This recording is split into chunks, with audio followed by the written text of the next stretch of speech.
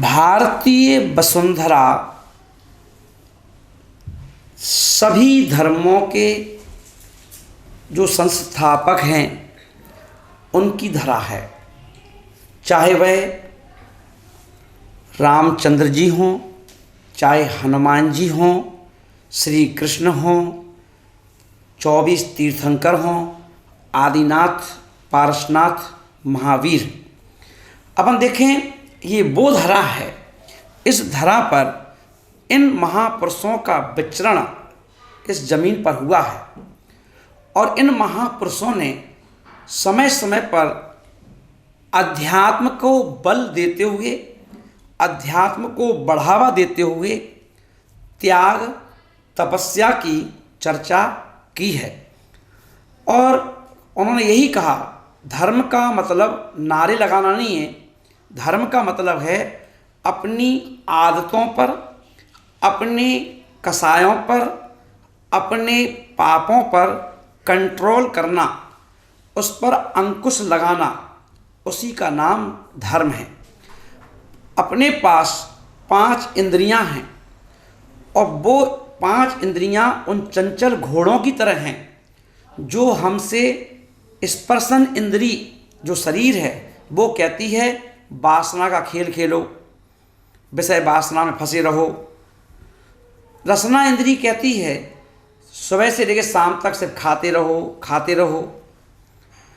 तीसरी इंद्री घ्राण है, नाक, वो कहती है अच्छे अच्छे फूल हों, अच्छा अच्छा इत्र हो, अच्छी अच्छी खुशबू हो।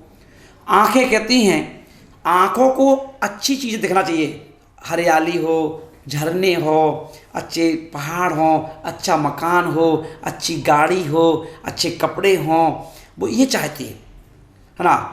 कान जो हैं वो ये चाहते हैं अच्छी अच्छी बातें सुनने को मिलें, अच्छा संगीत, अच्छे प्रवचन, अच्छी बातें, है ना, गीत संगीत आदि आदि। तो ये कान है, तो ये कहते दो। और अध्यात्म कहता है इन 5 इंद्रियों का भी उपवास करवाइए, इनका भी त्याग करवाइए कि रेस्ट करो। जैसे 7 दिन में एक दिन रविवार का आता है, कभी कभी 2 छुट्टी होती हैं, शनिवार की हाफ और रविवार की पूरी। तो हफ्ते में 5 दिन काम कीजिए, 2 दिन की छुट्टी, क्योंकि ज़रूरी है लगातार, चाहे शरीर काम करे, चाहे मन काम करे, चाहे वचन काम करें, इनका रेस्ट होना बहुत ज़रूरी है।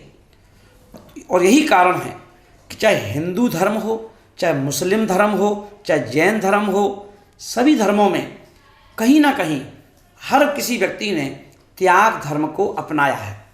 रमज़ान जब मुसलमानों का 1 महीने का होता है तो वह भी सुबह, है ना, 4-5 बजे से रमज़ान का व्रत प्रारंभ करते हैं और शाम को जब तक चांद निकल आए तब तक वह भी कुछ खाते नहीं, यानी लगभग 8-10 घंटे का उन्होंने व्रत का पालन किया। हिंदू कभी अपन देखते हैं कि वो महिलाओं का कौन सा त्यौहार पड़ता है, करवा चौथ, जिसमें वो भी सुबह से भूखी हैं, शाम को जब तक चांद ना निकल आए जब तक वो भी भूखी रहती हैं और व्रत करती हैं।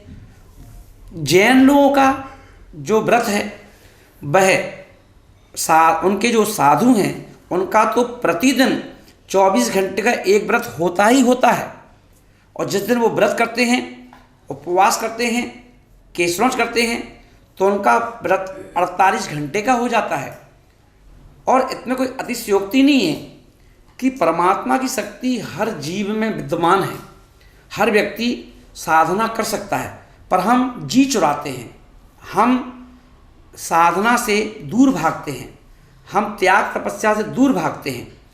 पर अपन ये देखें, दुनिया में यश, कीर्ति, नाम यदि आप चाहते हैं, पैसा, ऐश ओ ऐश, आराम, ये चाहते हैं, भोग उपभोग चाहते हैं, तो ये चीज़ें आपको टेंशन लेकर के नहीं मिल सकती, ये सोच सोच करके नहीं मिल प्राप्त होती। इनके लिए एक ही अमोघ शस्त्र है प्राप्त करने का, वो है त्याग, तपस्या।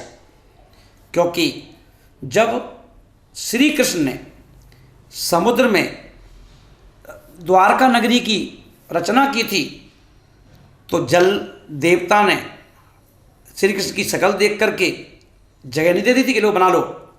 उन्होंने उसके लिए 3 उपवास किए थे। 3 उपवास का मतलब समझ रहे हो? लगातार उन्होंने 24 दूनी 48 और 48 और 24 है ना 72 घंटे का उपवास किया था। निर्जल 72 घंटे श्री कृष्ण ने पानी की एक बूंद भी अपने मुख में नहीं डाली थी। और जब 3 दिन वो अखंड मौन लेकर के बैठ गए, तो जल देवता अपने आप प्रकट हो गए कि मैं आपकी क्या सेवा कर सकता हूँ। उन्होंने कहा, मैं जल के अंदर द्वारका नगरी बसाना चाहता हूँ। आज्ञा मिली और द्वारका नगरी की स्थापना हो गई। अपन देखें, रामचंद्र जी ने समुद्र पर सेतु बनाया था, तो उन्होंने सेतु बनाने के लिए जल देवता को प्रसन्न किया। तो प्रसन्न करने के लिए उन्होंने क्या किया था? जैन दर्शन के अनुसार 5 उपवास, यानी 5 उपवास का मतलब समझ लो 24 पंचे है ना, लगभग 140 घंटे का उपवास करके, और उन्होंने पानी भी नहीं पिया। एकाग्रचित होकर एक स्थान पर बैठकर और ध्यान मग्न होकर के आत्मा का ध्यान करते हुए उन्होंने 5 उपवास में जल देवता को हिला दिया। जल देवता अपने आप प्रकट हो गए और बोले, बताओ मेरे लिए क्या आज्ञा है। उनका, हम सेतु बनाएंगे, हमारी सेना वहाँ पार करके लंका जाएगी। उनका, बना लीजिए। भरत चक्रवर्ती 9 उपवास किए उन्होंने दिग्विजय की यात्रा करते हुए। तो अपन देखें, इस प्रकार से त्याग तपस्या से हमारा नाम अपने आप फैलता है, यश कीर्ति फैलती है, सब कुछ मिलता है जो हम चाहते हैं। हमारे देश के प्रधानमंत्री मोदी जी को देख लीजिए, नवरात्रि के व्रत करते हैं वो, और अभी अमेरिका गए थे जब वो आज से 4-5 साल पहले, और जब अमेरिका गए और जब भी उनकी नवरात्रि चल रही थी, तो नवरात्रि में मात्र वो कोई रोटी नहीं, सब्जी नहीं, कोई फल नहीं, जूस नहीं, कोई दूध नहीं, ओनली पानी जल पी करके ही वो 9 दिन के व्रत करते हैं। और अपन देखें 9 दिन, और अपन देखें कि अमेरिका की पूरी मिनिस्ट्री, पूरी संसद उन्हें देख करके आश्चर्यचकित हो गई। ये भारत का प्रधानमंत्री ना कुछ ले रहा है, ना खा रहा है, ना पी रहा है, मात्र पानी में इन्होंने 9 दिन हम लोग देखते देखते निकाल दिए।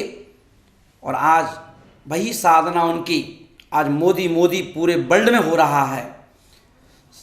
आज मोदी उनकी ऐसी दुकान चल रही है, ऐसा यश, ऐसी कीर्ति, ऐसा नाम कि सारे वर्ल्ड में मोदी हर कोई नाम ले रहा है।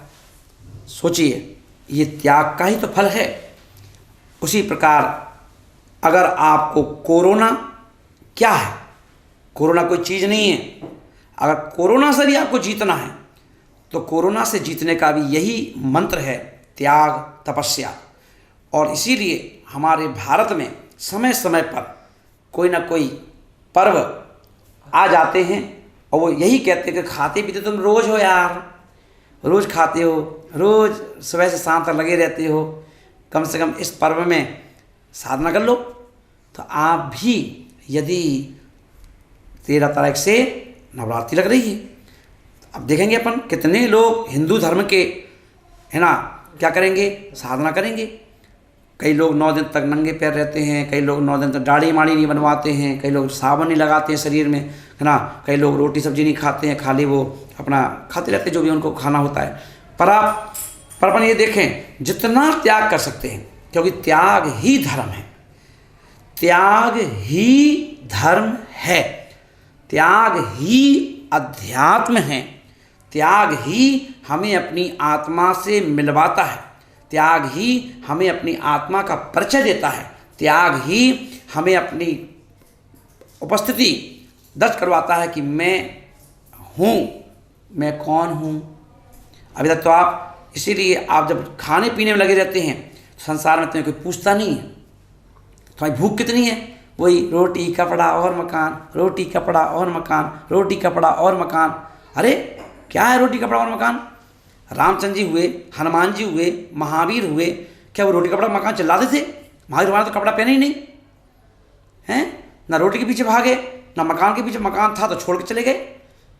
अध्यात्म कहता है हमें रोटी कपड़ा मकान नहीं, हमें अपनी आत्मा को परमात्मा बनाना है, उसका नाम धर्म है। तो इसलिए सब लोग ध्यान रखें, त्याग तपस्या ही हमारे इस भारत भूमि की शान, भारत भूमि की पहचान, इसी से यहाँ व्यक्ति बनता है महान। और इसीलिए हमारे भारत को महान कहा जाता है, क्योंकि पूरा भारत माँ की तुलना, माँ की उपमा से सुशोभित है, इसलिए कहते हैं भारत माता। इसलिए ये सब लोग ध्यान रखें, त्याग करें, तपस्या करें और अपने आप को कर्मों से बचाएं और अपनी प्रसिद्धि, अपना यश, अपनी कीर्ति पताका फैलाएं, पर त्याग से, तपस्या से, मौन से, इस बात का ध्यान रखें। हैप्पी सभी के लिए, हैप्पी साधना।